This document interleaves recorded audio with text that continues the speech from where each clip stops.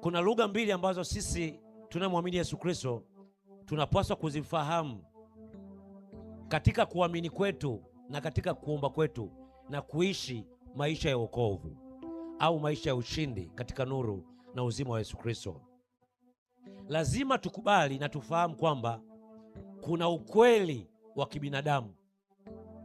Ukweli huu wa kibinadamu upo ndani ya kikomo wa mitazamo na fikra na ugunduzi na uchunguzi wa akili za wanadamu kupitia sayansi na falsafa mbalimbali. Tunaitwa ni nini? Ni ukweli wa kibinadamu.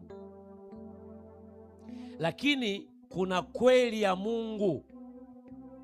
Kweli ya Mungu ipo juu ya ukweli wa kibinadamu, kwa sababu kweli ya Mungu ni akili ya Mungu au ni mindset ya Mungu. Ipo beyond, ipo above, juu ya fikra na mitazamo ya sayansi na teknolojia na akili ya mwanadamu. Kweli hii ya Mungu ni sauti ya Mungu au ni mawazo ya Mungu anayotuwazia mimi na wewe na yule. Bwana Yesu asifiwe sana. Na ndio maana kuna wakati ambapo katika ukweli au uhalisia wa mambo wa kibinadamu, mwanadamu anaweza kajiona yeye ni dhaifu, anaweza kajiona yeye ni masikini, anaweza kajiona yeye hawezi, anaweza kajiona yeye ni mgonjwa. Lakini kweli ya Mungu ndiyo inatuthibitishia kwamba ukweli wa kibinadamu, zile fakti za kibinadamu zina kikomo, lakini sauti ya Mungu au kweli yake ipo beyond, ipo juu ya fikra na mitazamo ya kibinadamu. Kwenye Waamuzi sura ya 6 mstari wa 12 hadi wa 16, ni kweli, ni ukweli kabisa kwamba Gideon alikuwa ni dhaifu. Alikuwa ametokea familia ya duni ya unyonge, alikuwa ni mtoto mdogo, lakini kweli ya Mungu ilimuona kwamba yeye ni mtu aliye shujaa. Kweli ya Mungu ilimwangalia kwa mbele ya muda, na ikamwona kwamba anaweza kusimamia lile jambo na kuwaokoa wale watu wa Mungu. Bwana Yesu asifiwe sana. Ni ukweli kabisa, yule kiwete au yule mlemavu alikuwa amekaa katika barabara ya kuelekea hekaluni. Ni ukweli kabisa, ni fact kabisa, alikuwa ni mlemavu, alikuwa ni kiwete tangu kuzaliwa kwake. Kwa hiyo watu walimjua kwamba yule pale ni mlemavu tokea anazaliwa, alizaliwa katika hiyo hali. Ni ukweli kabisa. Petro na Yohana walipopita wakati wanahubiri injili ya Yesu Kristo, na walijua na walimuona, na ni ukweli amezaliwa hivyo. Lakini kweli ya Mungu kwa kuwa ipo juu ya ukweli ya fakti za kibinadamu, kweli ya Mungu, mindset ya Mungu ilimnyanyua yule mlemavu, yule kiwete pale chini, na ikamfanya akawa mzima. Kwenye Matendo ya Mitume sura ya 3 mstari wa 1 hadi wa 8.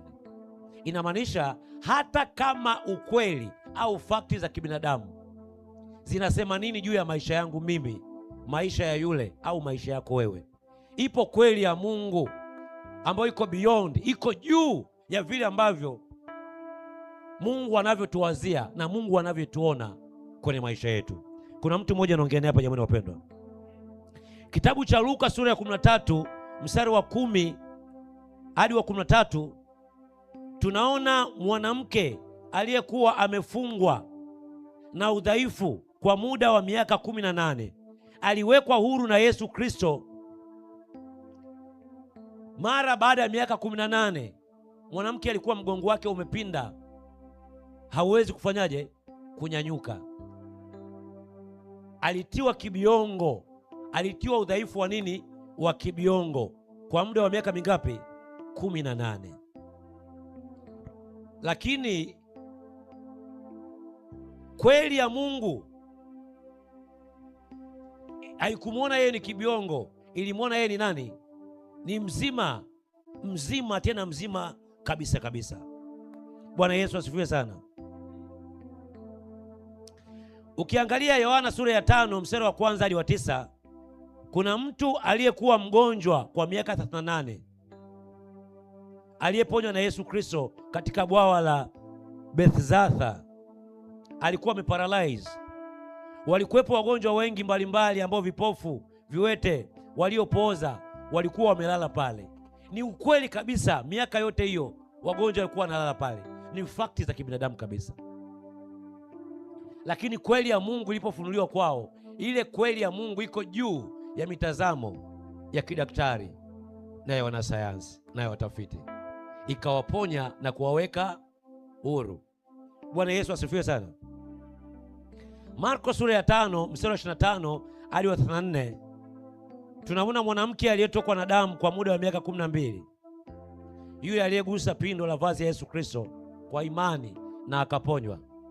Ni kweli matabibu, madaktari, specialist walithibitisha kwamba yule mwanamke ana tatizo la kutokwa na damu kwa muda wa miaka 12. Biblia inasema mwanamke huyu aliuza mpaka mali zake na vitu vyake vya thamani. Alihangaika kwa madaktari na kwa waganga wa kienyeji. Ndani ya miaka 12 hakuweza kupona. Ni ukweli, ni fakti za kibinadamu. Alikuwa na udhaifu wa kutoka damu.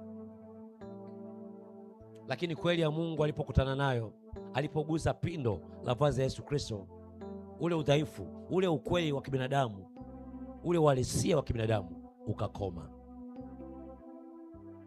Kwenye Matendo ya Mitume sura ya 9 mstari wa 32 hadi 35, Mtume Petro anamponya Ainea. Ainea alikuwa amelala kitandani kwa miaka 8. Hawezi kunyanyuka pale, kalala, yuko hoi, ni kama mtu ambaye yupo ICU. Alipokutana na mtumishi wa Mungu Petro, Ainea akanyanyuka kitandani, akatandika kitanda chake, akanyanyuka, akaondoka. Matendo ya Mitume sura ya 9 hiyo mstari wa 36 hadi 42, Petro mtume anamfufua Dorcas, Tabitha. Uhalisia, fact za kibinadamu, Tabitha, Dorcas alikuwa amekufa kweli. Lakini kweli ya Mungu ilienda zaidi ya mauti na fikra za kibinadamu. Zilikuwa zinamwona yule ni mfu. Ni sawa na Lazaro. Ni kweli alikuwa amekufa, Yohana sura ya 11. Lakini Yesu Kristo akasema kweli mtu huyu amefanyaje? Amekufa. Na desturi ya Kiyahudi, mtu akifa inabidi akae siku ngapi? 4 kuthibitisha kweli amekufa. Ndio maana Yesu Kristo hakuenda kwa haraka. Alisubiri siku 4 zipite kisha aende, ili anapomfufua Wayahudi wasibishe kwamba mtu huyu alikuwa amezimia. Maana kipimo chao cha mtu aliyokufa ni lazima akae ndani ya siku 4 ndio wanamzika. Fakti za kibinadamu, Tabitha alikuwa amekufa, Lazaro alikuwa amekufa. Lakini kweli ya Mungu, sauti au mindset ya Mungu ilikuwa ina uwezo wa kumuondoa mtu katika mitazamo ya kisayansi na ya kidaktari na kumweka kuwa mzima. Matendo ya Mitume sura ya 14 mstari wa 8 hadi wa 10, tumeona mtume Paulo anamponya kwa kumwamuru kwa sauti ya kuu yule mlemavu wa miguu kwamba inuka, simama, kuanzia leo sio mlemavu tena. Na mlemavu yule akanyanyuka katika hali ya udhaifu. Ni ukweli alikuwa ni mlemavu, lakini kweli ya Mungu ilimnyanyua na kumtoa pale katika hali ya udhaifu. Matendo ya Mitume sura ya 28 mstari wa 7 hadi wa 9, mtume Paulo aliomba, akaweka mikono juu ya baba yake na Publio, akapona, na wengine wengi walikuja wakapona mara kusikia baba yake na Publio amepona. Ni kweli kulikuwa na wagonjwa mbalimbali na waliofungwa mbalimbali.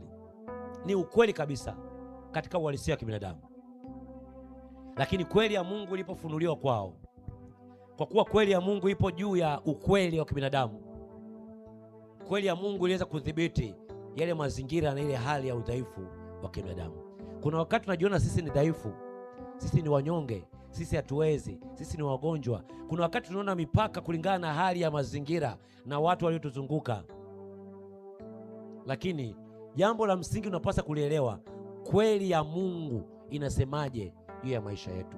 Maana kweli ya Mungu inapofunuliwa na kuichukua hiyo kweli na kuitangaza na kuikiri hiyo kweli, kwa sababu kweli ya Mungu iko beyond, iko above mitazamo ya kibinadamu, fikra za kibinadamu.